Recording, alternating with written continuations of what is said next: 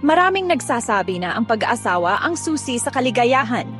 Pero paano naman kung hindi pa dumarating si the one? O kung pinili mong mag-focus muna sa sarili mo? Ibig sabihin ba, hindi ka na pwedeng maging masaya? Siyempre, hindi totoo yan. Ang kasiyahan ay hindi nakasalalay sa pagkakaroon ng asawa, kundi sa kung paano mo pinapahalagahan ang sarili mo at ang buhay na meron ka. Maraming paraan para maging masaya kahit single ka at hindi mo kailangan magmadali o pilitin ang mga bagay na hindi pa para sa'yo. Kaya sa video na ito, ating alamin ang ilang tips para sa mga single na kagaya natin.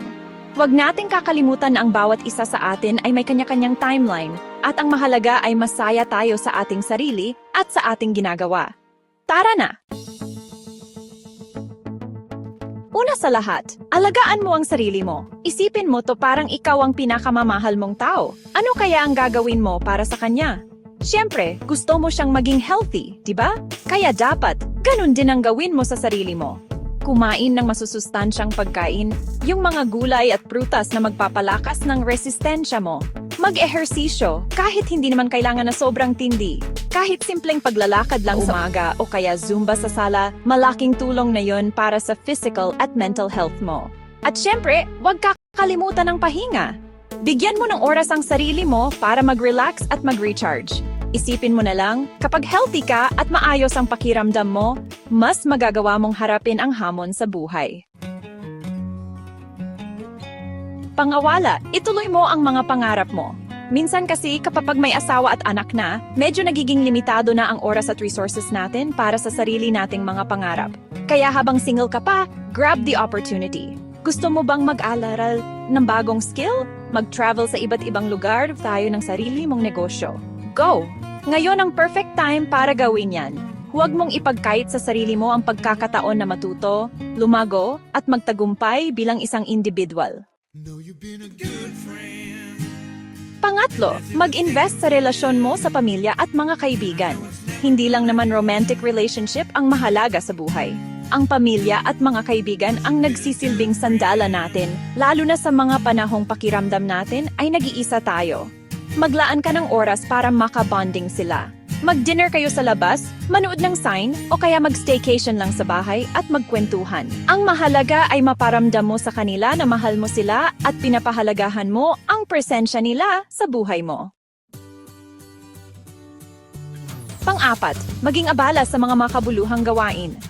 Alam mo ba, isa sa sikreto ng mga masayang tao ay ang pagkakaroon ng purpose sa buhay.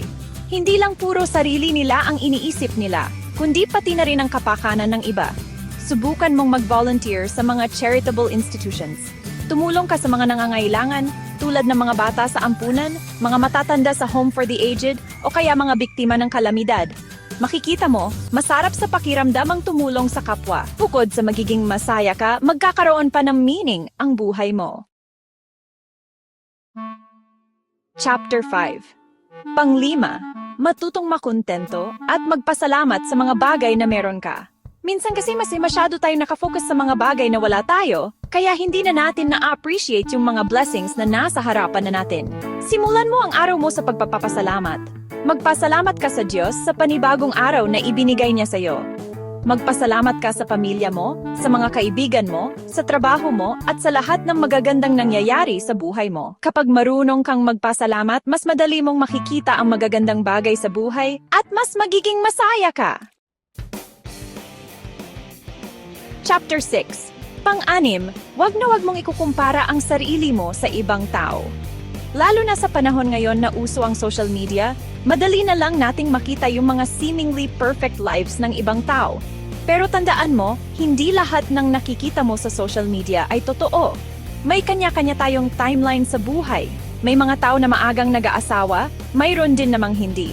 May mga tao na successful na sa career nila sa murang edad, mayroon din namang medyo late bloomer. Ang mahalaga ay yung focus ka sa sarili mong journey at magtiwala ka sa timing ng Diyos.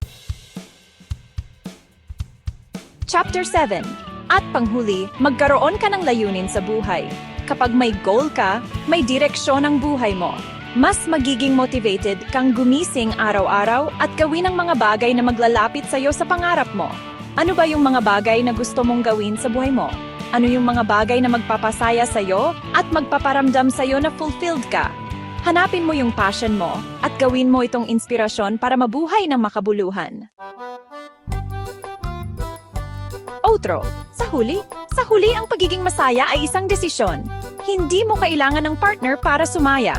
Maraming paraan para maging masaya kahit single ka. Ang mahalaga ay mahal mo ang sarili mo, may mga goals ka sa buhay, at napapaligiran ka ng mga taong nagmamahal sa'yo. Tandaan mo, hindi mo kailangan magmadali. Huwag mong hayaan na ma-pressure ka sa mga expectations ng ibang tao. Magtiwala ka sa timing ng Diyos at darating din yung tamang tao para sa'yo. Sa ngayon, focus ka muna sa sarili mo at sa pagiging masaya. Kaya sa lahat ng mga single diyan, cheer up! Marami pang pwedeng mangyari sa buhay. Huwag kayong mawawala ng pag-asa. At tandaan nyo, lagi nyo lang i-enjoy ang buhay. Darating din yung tamang tao para sa inyo.